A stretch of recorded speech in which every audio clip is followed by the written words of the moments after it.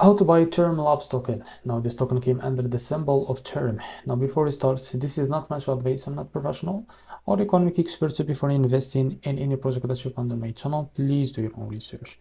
Now before going on buy this token, make sure to check Drake's account and keep following their updates about this token. Now this token will be listed on MEXC. So how to buy this token? Now first of all, go to your MEXC account like that.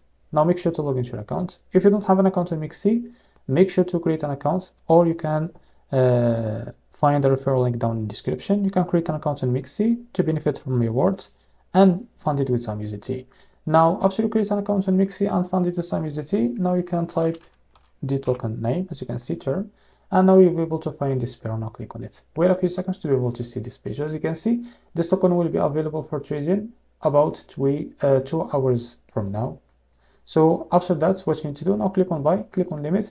Now here you can type how much you want to buy, and here we'll be able to see how much you will be able to pay of that USDT on your account. Now click here on buy Term. Now if you select the market, you can drag this to set how much percentage that you want to use of that USDT on your account to be able to use it to buy this token. So this is how to buy Term token. If you found this very helpful, please like and subscribe. See you next video.